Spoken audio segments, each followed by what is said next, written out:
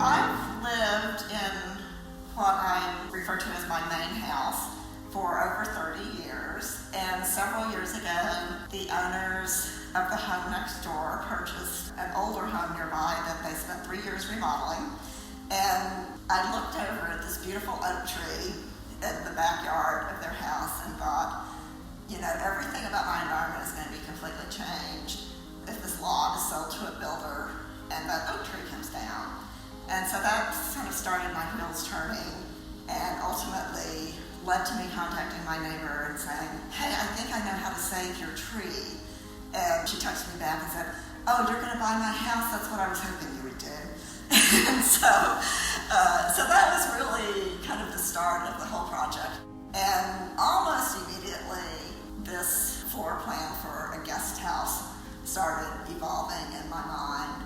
And the more I thought about it, the more excited I got about it. And before too long, I was contacting Natalie of Hell and Associates. And working on the project was really fun. It took us kind of a long time.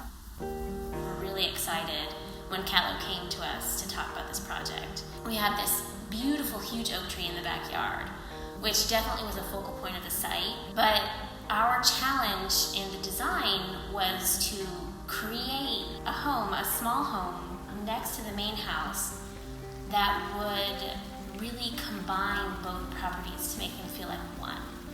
And so Callow had a really clear vision of the layout of the house. So when I look back at our design process, we have many when we started, and then after that first meeting, it was refined down to this basic plan that we had, with the greenhouse and the bedroom up front, separated by a breezeway. And then we have our core in the center, which is, bathroom closets and the kitchen. And then the living room opens out onto this beautiful deck that wraps around the entire project and opens out to where you can see the huge oak tree, and then angled to see the entire garden space, which connects the two properties together.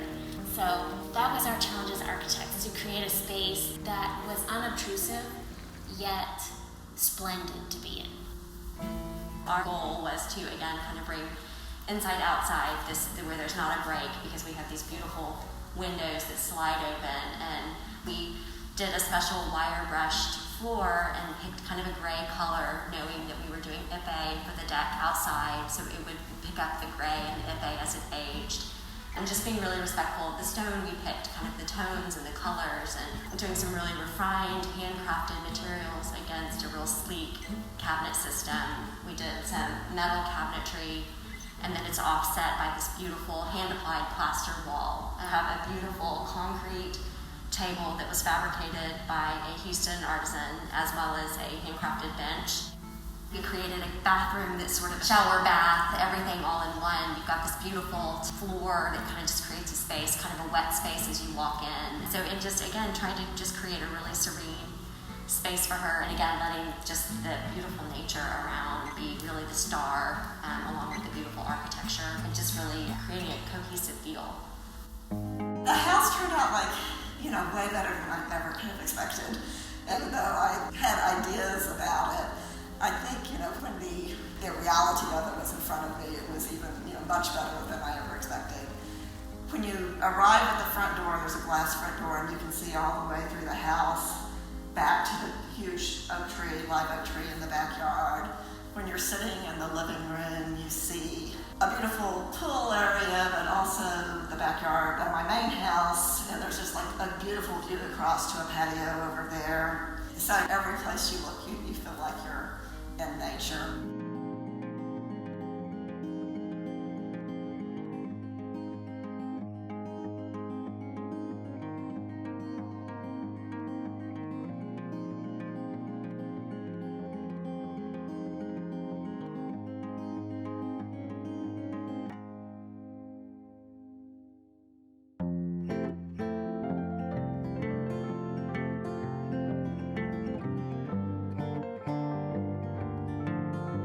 The whole way through, we had to realize that our client was an artist.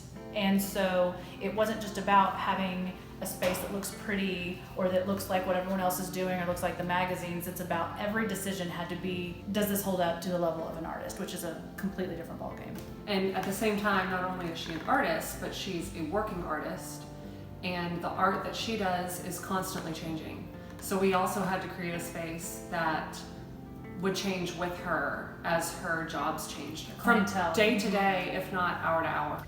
For instance, we've got 3 different photography Like backdrops. backdrops. We have backdrops. Because she does a lot of headshots, she does celebrity headshots, she does things that she needs to have completely different looks. So we left her white wall space, because every photographer needs that, but then we also left her different areas that could be used for a multitude of different types of scenarios. And made sure that in each space the lighting was good.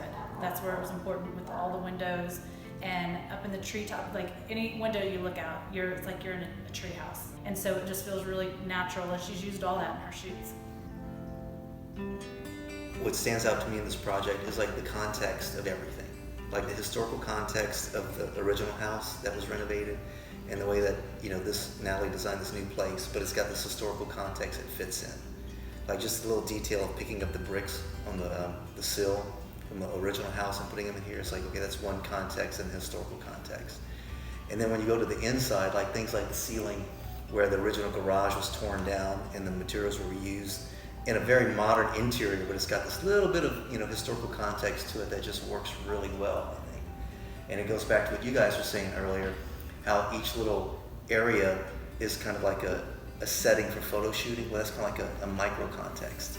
It's like I think that really works out where everything kind of relates to this bigger overall whole of things that makes it really, really unique and interesting because you got this modern building in the back of this really historic building, and they're working together. And the inside of this place is just kind of a little bunch of microcosms, micro contexts of space that gets to use in so many different ways.